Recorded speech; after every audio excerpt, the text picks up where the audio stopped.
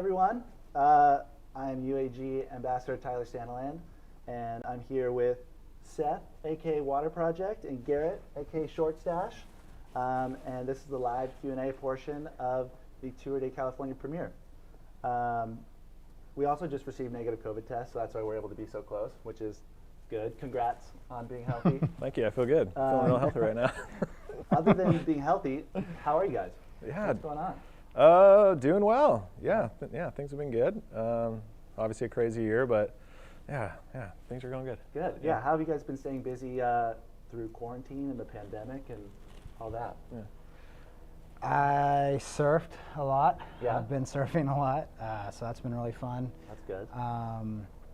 Yeah, I try to pick up a new hobby. A lot of spike ball, some tennis here and there. Nice. Pickleball? I feel like that's like a very... I haven't gotten to pickleball yet. It looks fun. I want to get in on that. Yeah, it looks sick. I'm down. But mainly just staying really active, a lot of fitness stuff, and then a lot of projects here and there, personal projects, work projects, a lot of photo work, some film work. No complaints. It's been really, really good. Good. So, how about you, Seth? Yeah, I got a little 17-month boy at home, Noah, and he's nonstop all day, right. And he keeps me super busy, me and my wife, and yeah. So in between that, I've been sneaking in some surfing a lot earlier and a lot later than I used to, and yeah, and then still working on some projects, here and there. But yeah, I feel like it's good. It's good. It's a busy time. I feel like months are just flying by now. I mean, it feels like it's February going on Christmas. Yeah. Yeah. So you guys obviously both shoot photos, but kind of in a different way. So I guess how'd you each get started shooting photography? You want to go ahead? Sure, Yeah. I'll take it. I started just using my phone 5.5 years ago, just within my pocket. That was all I had, is all I could afford, and I think it's important to remember that. You don't need all the fancy gear that everyone's always raving about and selling themselves out for. It doesn't make you a good creative, it just makes you have an expensive piece of equipment. Right. So, but yeah, I started with my phone. I started with just hanging out with buddies in Colorado, kind of exploring all around the state. Is that where you're from? No, so from Amarillo, Texas, but cool. I moved to Denver, Colorado as an art director position, 5-ish years ago. And so at that point, I was meeting new people and friends through Instagram, and that's kind of how I built up a small community there, and just kind of got into photo on the side, and that always kind of correlated with design work. And so, yeah, I mean, it just took off. That's it was cool. all just for fun, and it's always been for fun. It was never about really social media becoming something. It was just meeting people. So, yeah, I don't know. It's changed, but I'm thankful for what it was and what it still is. Yeah, I think it's always cool when it happens like organically like that. Yeah, definitely. Yeah. How about you, Seth? Yeah, for me, I've always grown up. I split time between Hawaii, which is where my dad was from and lived, and here. I didn't know that. Yeah, well, now No you do. big deal. Very cool. And now you guys do as well. No, but yeah, so I always, split time. I've been just in the water, surfing and diving and fishing just kind of my whole life. And when some of those early GoPros came out, when I was younger, I couldn't afford obviously a camera setup and water housing. But when those early GoPros came out, especially digital, just to be able to take pictures in water was so amazing. I get pumped every time. I get pumped to shoot when conditions are good, and just to go to all the normal spots. I was body surfing and surfing, so that kind of lit a fire creatively under me. And then from there, just invested in better gear. And then I started maybe 5 years ago. Got a drone a little bit before they became a little more consumer available, and that was kind of re-sparked everything. Seeing all the places I grew up, going to in Laguna Beach, but from a top-down angle, and it was just so mind-blowing seeing that. So the drone, for sure has. I like shooting on land. I like shooting in the water, but just the sky perspective has been something that I've loved a lot. And yeah, I mean. Yeah. Well, speaking of that, what's kind of your preferred equipment now when you do go shoot? Yeah, I have a few drones. Just kind of depends on what the project is, but if I'm running and gunning, I usually use one of the DJI Mavics. They fold up. In my bag I'll also have a Sony, so it's it's really nice to have like a bunch of different gear, depending on, you never kind of know what you're going to do when you get to a spot. So to have that availability, the drones are just getting smaller, Right. and more powerful, and I mean you're able to get a lot on something that can essentially like fit in your pocket. Right. So yeah, I mean, yeah, those are sweet. Yeah. How about you? Do you tend to travel with a little more equement? Or do you I keep it always light? have so much gear. Yeah, yeah. Like my back, just from over the years, is insane. A lot of my buddies will know that too. It's just, and it's not to just always have so much gear. It's when I want to tell a story of something or I have a vision in mind, it's certain angles, depth of field, compression, stuff that I can envision capturing are done with certain like focal lengths. Right. So for me, I'm like, okay, I'd always have a 24, and like some people are like, yeah, why don't you just get a 24 to 70? And I do have that lens, but something about the shallow depth of fields of like 1.4 and 1.8 and stuff like that is very big to me and like kind of signifies in my work. And so though I can save a lot of like space with certain lenses, most of the time it's like I've always just been a prime lens guy, except for the 70-200, but a lot of times I'll leave that behind now because I just use this 105. And I don't know, I've always known what I wanted to do with the specific lens at that moment, and so it's not like, oh yeah, I carry all this gear and I always use one lens. I will utilize what I have to create this story of a wide angle, more tight, or a macro, or just like pull my subject apart. So it's very intentional when I do carry a lot of stuff. And Right. That's also why I have to constantly stretch and like work out, because my back. So You're getting old. it comes at a price, but yeah, I think, and again, like I know what I'm using and I know why I'm using it, so it's purposeful for me. It's not just Right. like, yeah, I just buy all this stuff to have it and I just look cool. I know what I need. Right. So. And you guys are obviously friends. How did you guys end up meeting and shooting together and all that? Yeah, so Seth was really good friends with a buddy of ours, Eric Rubens, and so I was with Eric and my other buddy Cass on a trip. We were shooting. It was a peer project for Sony, and it was capturing all like, at the time it was like 38, 36, something coastal piers that we had. A lot of them had been closed or closed to the public, but at the time it was capturing every single pier down the coast in 7 days. That's cool. And as we worked our way up from, Crescent City all the way down to back to, as we were passing through San Clemente, I think Seth met up with us one night to shoot sunset, and he got some sweet drone shots, and that was really the only content that we got that night because it was pretty flat on the ground. So it was cool to meet Seth at that point and connect the dots between like who Water Project was, and he also has a name, just Seth. Yeah. Like, stuff like my real that. name. Yeah, because a lot of people might know me as Short Stash or Long Stash or whatever it is, and they don't even know that they just don't know that my name is Garrett. Have you ever had a long stash? I have. I've had a long mustache. Now my beard's kind of thick right now, but yeah, I had it's funny, like I was thinking of like a side account or like side character in Long Stash and Short Stash, but yeah, so it's funny, that's kind of how we met, was just through our buddy Eric. And then of course all that's through just social media. I think it's how they met too. Yeah. And even though you guys kind of shoot from different perspectives, like do you still get inspired by what Garrett's shooting and vice versa? Like when you guys go shoot together, is it fun to kind of play off each other? No, yeah, totally. And like, as Garrett was saying, like he's such a particular guy. Like it could be just easy to have one lens that's like a 24 to 70 or something that just covers everything. But I think you'd be able to see in the details of the photography, like especially with what he does. He's so particular about his shooting. He's so good with details. He's so good with light. He's so good with in-camera functions, just things you don't think about. Yeah, so like being around that like has definitely inspired me, even to like I also have like a Sony, and that's something I strive each year to kind of shoot more on, because I weigh so heavily on drone stuff, Right. Which is comfortable for me. It's really comfortable, and it's uncomfortable to shoot a lot of the landscape and stuff like that. So I want to continue to push that, and being around him and in a car with him, and anytime we hang out, I feel like I always learn something new and good. And I mean, he's a I don't know if you're always trying to do it, but he's a good teacher. Yeah, I mean, it's Aw, yeah, nice. yeah, he's good. He's good. He's good. You're good. You're both good. Yeah, I mean, highlighting on that though, like it is cool. And I'm trying to think, most of the times that Seth and I are hanging out, we don't ever really shoot. It's more like just about having fun and just being in that moment.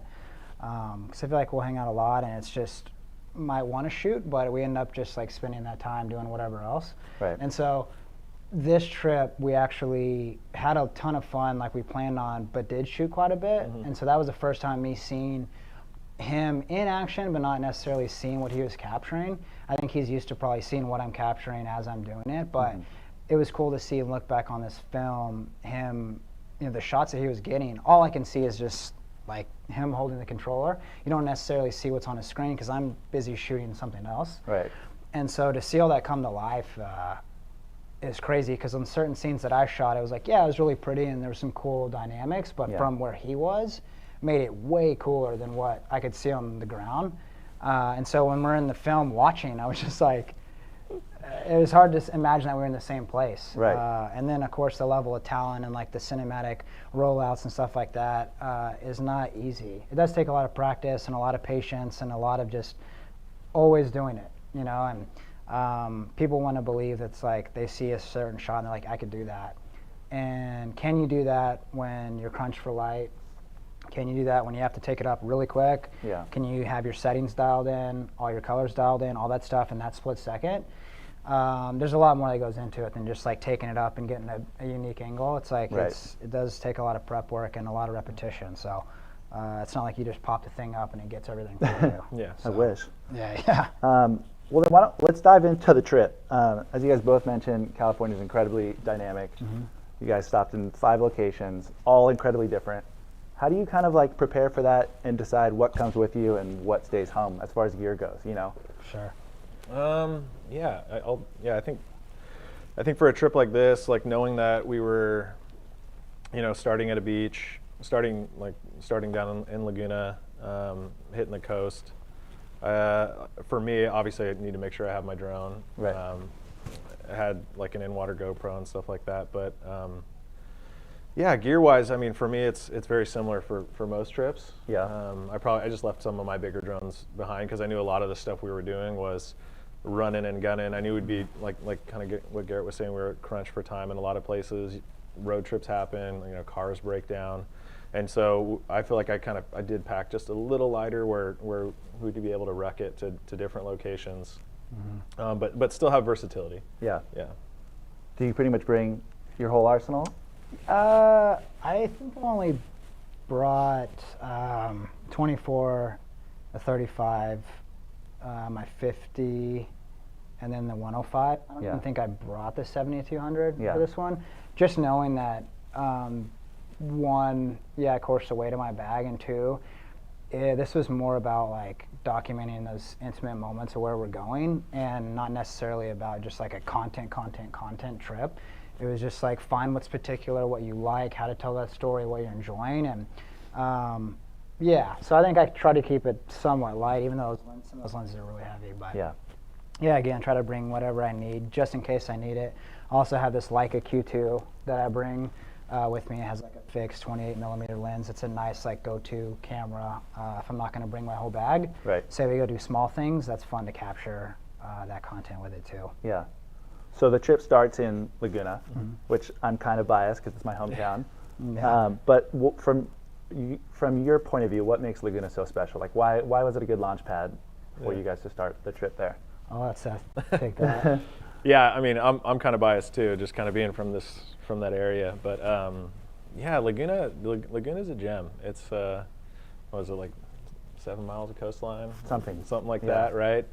And it's you truly feel like you're in another country. I mean, there's pictures I post from that place, and people are like, dude, you edited this like way too crazy, or you photoshopped it because the water's so clear. And no, on a good day, like Laguna can compete with anyone, where maybe the rest of the coastline might not be like that. But it's so unique having those different coves, and each beach has a different feature. It's just not one long, 2, 3, 4 mile flat sand beach. So it's nice. You get a lot of different characteristics in a really tight space, and some good water clarity, which I always personally the watercolor. love. Yeah. And then from there, you guys jump in the car, head north, go to Santa Ynez. I've never been. What's it like? I had never really been either. I've been back in that area actually not too long ago. It was we were filming this. It was like the launch of the A7S3, and that was the first time being back in some of that kind of wine country. And so some of it felt a little bit familiar, but where we went with all the wild horses and stuff like that on those plateaus was quite a bit different. Mm-hmm. Very cool. Just you can't see the ocean from where we are. You can tell it's back there, but like you're just kind of tucked away in these hills, and it was the just polar opposite from Laguna. And so that was cool to go from the beach straight there. And then we ended up getting a wild sunset, which was nice. Yeah, which you can never count on, you hope for, but I'm not negative, but I'm a realist, and I don't expect things to pop off just because I've just geared my thoughts around like, okay, if it doesn't happen, this is what we do. If it does happen, that's great. You know, it's always going to be great if it happens, but 9 times out of 10, it just usually doesn't work out. Right. And so you can't anticipate there being something amazing and count on your work being great because of that. You got to make great work despite, you know, having good conditions. So, but we got lucky, and it was unreal. Yeah, and I had personally never been back there, and I remember as we're driving, it's a little bit out of my wheelhouse. I tend to, you know, stick on the coastline, and I just have a bit of an obsession with water, and I like to that. I always like that to be kind of in my work. But this is good. This kind of stuff stretches me out. You know, we're driving back there. I'm like, man, why did we add this to the list of our trip? Like, this is, you know, and we could have easily gone to somewhere that is overshot and everyone goes to, and which is cool too. But yeah, going back there, you don't know what to expect, and then, you know, sure enough, you know, we get off the main road and get onto this property and get back into it, and it is just absolutely beautiful. And even if we didn't get a good sunset, it would still just be just a magical place. And the drone stuff looked amazing. It was really fun. I kind of had a fun time with it. So yeah, I mean, it could have easily not happened, but yeah, it was good. Yeah. And I have this weird irrational phobia of horses. They're just like too big of animals to be kind, even though they're super kind. Yeah. Mm-hmm. So how cool was that, running around with the horses? And then there was the cowgirl. She was I wouldn't say much more like a ranch hand, but she controlled everything around there. Yeah. She had the hearsay of all the cattle and where they were going. And I grew up around horses, so I am comfortable with them, but I'm still very humbled by them because they can do some damage. They're massive. And you got to be respectful. It's just like the ocean. I mean, you just got to be respectful. And we probably came across like 2 or 3 different herds of them, and they surrounded the car, just really curious and kind. And it was fun to see everybody like interacting with them, and how certain people get really, really scared because they are big. But me. Yeah, it's just fun to interact with, you know, with that type of animal, just because they're very curious. Even though you probably see people all the time, but it was really cool. And we were trying to think of a concept and like, how can we get these horses from here up to the top of that plateau for sunset, so we can get some type of views. At that point, we saw the horses were tucked in this valley. Mm-hmm. And she was able to, she said, yeah, no problem. So come time around sunset, she just starts yelling off the plateau and like whistling, and they all just come up from every angle. Every single crazy, angle. Yeah. How cool is that? Yeah, she just like rounded them all up, was feeding them, and they all just got in different circles, and she was just kind of weaving in and out of them. And while Seth was, you know, getting some drone from above, I was able to kind of capture her in and out of the cattle and getting those golden rays and like the dust coming off all the horses' back and stuff like that. So it was cool. It was a fun, like very nostalgic moment for me, kind of reminding me back home in the plains. So yeah, it was cool. That's cool. And so you guys get in the car, head to Pismo. Mm-hmm. Whose idea was that to stop there? It was collective. It's collective, but I feel like you had a good idea of like the bikes there. Yeah, it was like the first time we could actually take the Super 73 bikes out and just cruise on the beach. Yeah. Don't really get to do that much in Huntington per se, or like around here, unless it's low tide or in your right place, right time. But it was cool. We got out there early morning, and it was like beautiful. It's not really crowded at all. It's pretty cool to be driving on the sand. There's nobody around. Yeah, it was cool. Yeah, it was fun. We had great weather. Yeah, so it wasn't cold. Yeah, and it's just being at a place like that, and we hit it kind of like accidentally hit it on like a lower tide, bed, so there was just a lot more kind of hard pressed sand, which was better for the car. I think the car would have been able to handle whatever, but for the bikes, it made it fun because you had so much runway to get those things up to speed, and I feel a little safer if I were to eat it on on the sand. It wouldn't be too bad, but yeah, to be there, I've never like driven like a Jeep or anything like that on the sand, and it feels good. It feels like something you're like shouldn't be allowed to do. Right. And then you just see all the cars that are, when they start coming through there and they're going back on the dunes, and some are staying on the beach. So that was a sweet spot. Definitely a spot I want to go back to. Also, I feel like we can get even some more stuff out of that place. Yeah. For sure. Yeah. And so from Pismo, you guys head to God's country, my favorite place on earth, Big Sur. Yeah. Have you guys spent a lot of time there? Is that a place that you go often or no? I've probably been like 4 or 5 times over the last like 5 or 6 years. I don't go often, but I go enough to where it's a different season, or it has its own magic every time I go. It's not like, oh yeah, it looks just like that last weekend or like a month ago. I've kept it maybe once a year type deal, and it's always beautiful. And luckily we went when we did, because unfortunately now that whole like rock slide or like water, like all the rain, I guess, took that road straight down to like the ocean. Yeah, I think part of PCH is gone, completely gone. Yeah, So which is unfortunate. And then, how did you guys choose Pfeiffer Beach? Because obviously there's so much amazing scenery packed in such a Yeah, I think. So I mean, Big Sur, if you guys haven't been, like you have to go if you're ever in California. Yeah. But I'm kind of with you, and it's definitely one of like the prettiest drives on PCH, and it's a long drive. It's not like you just get a short amount of beauty. It is just beauty. And there's so many vista points, and it's really hard to not want to pull off at every vista point, to view whether it's wildlife or the ocean or redwoods or different types of trees that you see around.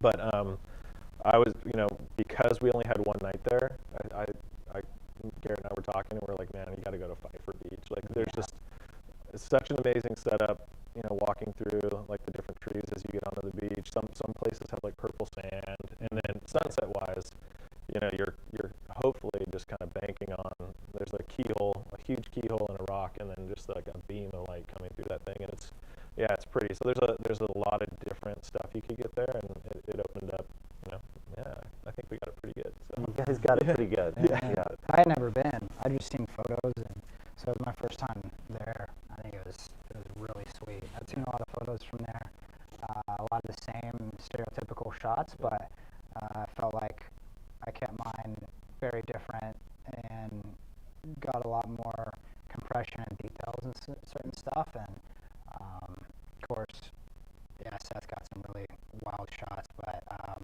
it was just cool to see that place kind of light up in its truest form. And the tide was high, but because I've seen photos of people walking out underneath that rock, which is wild. So it'd be cool to go back and kind of see that. But the time we did, the waves were beautiful. The color of the water was really pretty. So it was 0 complaints, and we made it just in time. We had like great sunset light. We had great blue hour light. It was nice. Yeah, it was a little extra like majestical too. Like there's a pod of dolphins on the backside of the rock, like playing, and you could see that they were like looking for fish. But I've been there a few times and like never seen any dolphins, so that just like adds to the magic. Yeah, I've been down there, but I've never seen the light come through the keyhole like that. So that was pretty magic. Yeah, it's good. I hope you catch it, man. One day. If the road opens back up. Yeah. So leaving Big Sur, typical road trip stuff. You guys have some car trouble. Yep.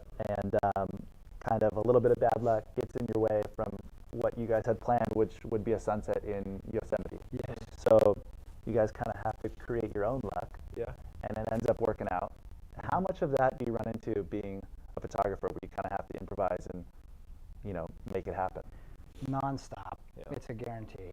Every single trip I've gone on, weather is bad or it's a factor, timing, places are closed. Like last week, I went to do the Super 73 shoot out in the desert with some buddies, and we had picked everybody up, cleared out schedules, taken the afternoon, going out to the dry riverbed. Nothing's on their site. Everything says open. We get there, it's closed. Right. Just drove 2 hours for a mini road trip to do nothing, and we're just like, sweet, golden hours about to hit. flat tire randomly, and so I was just like, all right, I guess we're just not supposed to shoot today. So that stuff just happens all the time, but it's very important to adapt, have a really good attitude, and then kind of compartmentalize that and scope out what you can do. You know, Right. all that's out of your control. You can't be like mad about it or upset, and though it's a big bummer, a lot of times you just take your losses and then settle up next time, but everything happens for a reason. I think on this road trip, if we weren't supposed to be in Yosemite Valley, we just weren't. Yeah. It's like, all right, we can't worry about it now, like we'll just get there when we get there. Let's try to freestyle and see if there's some type of like sunset spot we can hit along the way, and obviously that's going to be very unique because no one really does that. So Yeah. everyone wants a very prim and proper, unique, like, or overly shot place that tells their story, and ours was, you know, let's get what we got and just go have some fun. Yeah. Yeah, that kind of sums it up. Yeah. Yeah, I feel like every trip I've been on, that happens. You can do a little bit of research ahead of time to kind of have some backup spots, but Yeah. luckily, like, just with technology, you're able to hop on Google Earth or, you know, something. Like, I went to, I don't even really know where we ended up. It was like a crazy reservoir Yeah, that I had don't like know. really gnarly layered rocks, almost looked like Utah or something Mhm. you'd see out there. But it was cool, and it had like a huge path that people have been hiking on. It ended up being like a sweet little bike trail, basically. Yeah. So That's it was cool. a good pivot. It was fun. Yeah, Yeah. we were able to make the most of it for sure. Yeah. And then final stop, Yosemite.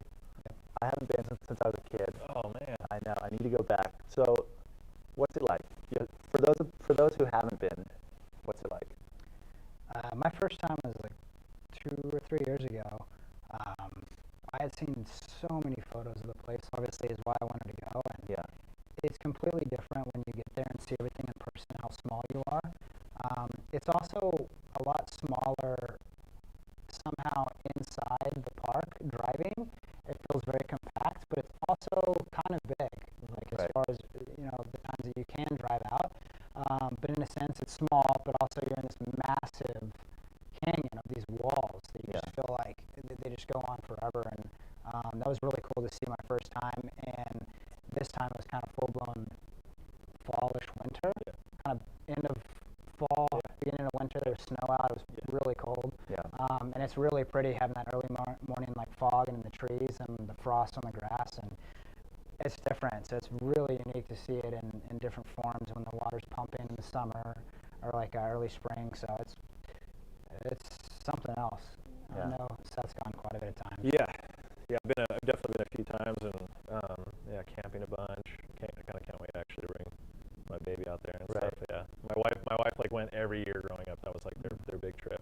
So, you know, when we started dating and got married, that was like a cool place for us to go to. But Yosemite's, if you haven't been, there's so much beauty like packed into one like tight little area. And like you said, it's like when you're in there, or like if you're at the tunnel view, it kind of seems small and big at the same time. And like the mountains are just like huge and amazing, and then like culturally, just like knowing like climbing and all the legends that have like come through there, Right. and the different people that are like, you know, pioneers for climbing and mountaineering. And I mean, it's like a really sacred place. Yeah.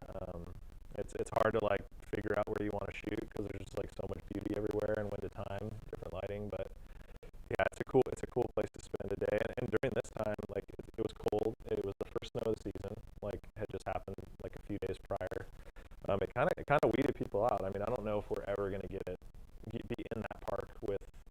There was just barely anyone in there. Right. So to have that kind of place, kind of like a silver lining of this time, like there wasn't a ton of people inside the park, so it was cool to not be like have a bunch of crowds everywhere. Just tons of cars. Yeah. Yeah. Usually it's just lined with cars. Yeah. So that was cool. There was barely anybody there. That's cool. It was nice. As a park first timer, like where would you say you got to go first? I guess it's depending on the year what's open. Yeah. Obviously the top is the best to me Mhm. 'cause you can kind of see everything. Yeah. Tunnel view is absolutely breathtaking because, I mean, there's so many hikes too that I have yet to do of all the falls and stuff that I'm sure anybody that's been there are like, wow, there's so many other better places than Tunnel View. And I agree, but just to see that spot is really cool. And of course, like up at Taft Point and Glacier Point is just unreal at Half Dome. Just being up top, you know, everybody wants to go to the top. Yeah. So in certain times of the year, you can get up there. Right now, everything's closed, but my first time, yeah, everything was open and it was just wild. Yeah. being that high up. Yeah, like if I, hopefully when you get to a place like Yosemite, especially, it's like 6, 7, 8 hours away from here. Right. You have more than one day there, or more than one night. But yeah, if you're ever there and you get to spend a few days, it's one of the coolest places to camp. It's like you have to bring bikes. You have your car in there, but like you basically bike everywhere because of like the traffic normally. And then yeah, if you're there, I would definitely like carve out one day to do one big hike. Like there's I think it's called the Panoramic Trail. You kind of take a bus up to the top, and then you hike over a bunch of switchbacks and over a bunch of waterfalls, and then down the back of the Mist Trail. It's a long kind of half day, all day hike, but it's super pretty. That's cool. Yeah, gotta do it. I got to do it. Yeah, you I gotta know. take the wife there, man. I Come on, know. I got to get back Man. up Dude, there. you guys are missing out. I know. So Garrett, you say you'll never grow if you're tied to a perspective. Sure. So how do you guys continue to grow as photographers throughout life, but especially on trips like that? Like how do you keep pushing yourself to get better and better images? Sure. Why are you gonna drop the hard question towards the end, dude? Really I've stumping been- me. I've been- Garrett, I've you been go warming first, you up. dude. Garrett, you Yeah, go yeah. first. I'm gonna think about this. I think that if you're tied to the same vision all the time, like you like a certain style of what you shoot, or like I always shoot like this, or I always shoot with a wide angle lens. I just see so many other creatives that over the years their style hasn't changed. Like they shoot the same stuff, same location, same everything. It's like a recipe. Yeah. And you start to think like, do they really shoot for themselves? Or are they shooting what people like, right? For me, I would hope people would never say that about my work. They see that I'm constantly evolving and changing, or I'm not scared to mix it up. I'm not scared to push the envelope, put typographic elements in there, put design elements in there, just mix things up and like mixed media, whatever it is. I want people to feel like I'm challenging myself and them, throughout my work and my growth over these years. And I think it's important to feed yourself inspiration too, other people's work that you maybe used to never really think was like dynamic, or all of a sudden your tastes change. And I hope they do, because it helps you grow and evolve, and you're not always wanting the same things. And maybe it's like more high fashion, or it's like very humble street photography, or maybe it's a lot of like philanthropy, is that right? Yeah, that work, and a lot of humanitarian work, and just stuff like that helps fuel your fire, right? And maybe it's like photojournalistic stuff, or maybe it's more portraits or studio stuff. Studio has become kind of a big change for me, and like shooting in studios, people that are really good with light is very challenging to me, knowing that you're controlling all these things to get this small effect, right? To where it's just a perfect scene. It's really impressive to me, because that's very foreign to me. I've always used all natural light and learned to work with what I had, whether it was really good or really bad, and like how I edit in those conditions, how I face my subject in those conditions, all that stuff. So I think it's important to have your lane, but it's good to cross over and understand where people come from and how to challenge yourself in the environment, because it's always changing. Someone's always going to be better, faster, younger, stronger, all that stuff, and it's good to make mistakes and like change up how you shoot, what you shoot.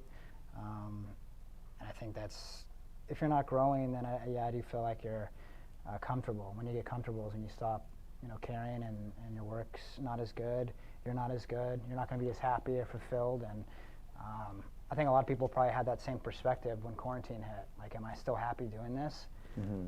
Do I do it for the right reasons? Do I do it for money, or do I do it because I love it?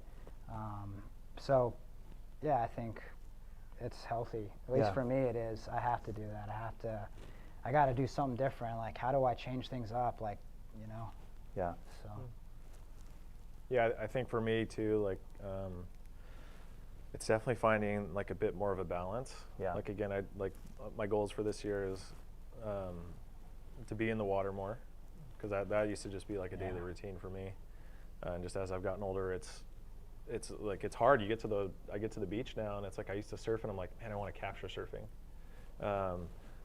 from the sky. And then it's like, man, I didn't even surf, or I didn't body surf or something like that. So, yeah, I think for me, like over this like next year, I want to push myself just to be in the water, shoot like in the water with the Sony, you know, whatever camera I'm using at the time, and find kind of some balance between the air and sea and land.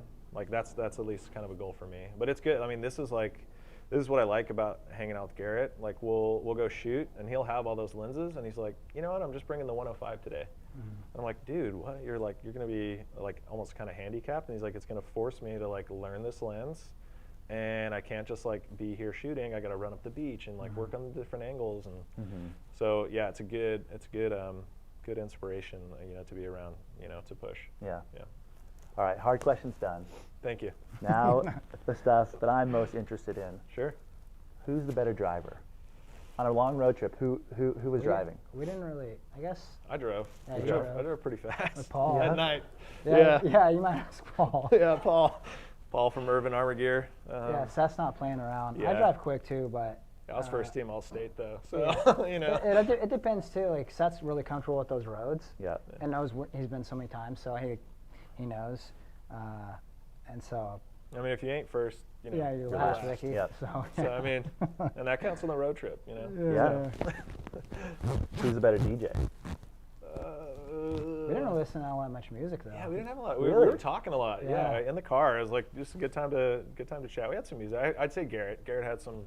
I get really I'll listen to the same like 5 songs for like 3 months. Yeah. So I feel like you had a good like mix going. So All right. I appreciate it. Yeah. It's the driver, DJ. Yeah. I'll give you Perfect. that. So we're nearing the end of our show. Yeah. So do we want to bring Calvin in? Yeah, we want to bring Calvin in. So obviously this film was shot and directed by the incredibly talented Calvin Musey. And Come on in, buddy. Come on in, Absolute man. legend. Yeah. Absolute legend. You want to sit? I don't know. Where do you want to sit? You want to sit right here. I think, Not on live? Okay. well, we just wanted to bring him in and Yeah, you say gotta come hi. around this way. Come around the back. Yeah, Come around the back, okay. Calvin. You're good. So we're not doing it. Yeah, we are. Okay. Yeah, so you're not mic'd up, huh? Oh. That's all right. Well, we just wanted to say Well, yeah. that you're the most talented human we know. So. Well, no. So we'll talk. Calvin killed it. Okay, I feel like this production looks bigger than it is, and like Calvin's like the full Swiss Army knife. He filmed, edited, color graded, sound design, but directed. Like he had the vision, and super impressed. When I've been around him, I've been on multiple shoots with him, and it's just like amazing to see. So, dude, we got you a little gift. Let me grab it real quick. Just wanted to give it to you. You can open it in front of everyone. Yeah, we all pitched in. So yeah, we just want to say thank you. We love Calvin. We love his work. Yeah, you know what to do with those, buddy. Yeah, you got to drink Sorry, that. Calvin. You got to drink it. You got to drink it on live. Yeah, we iced him. Do it live. We did it live. We're doing it live. Yeah, we proofed it. Oh, the slowest chug of all time. Oh, Calvin, what a champ. Yeah, dude. Yeah. Hi, Mom and Dad. Hey. That was kind of unplanned until like maybe an hour before the shoot. So thank you. Thank you for letting us do that to you. We love you. He's amazing. Well, now I think without further ado, we would like to show you Tour de California. So thanks for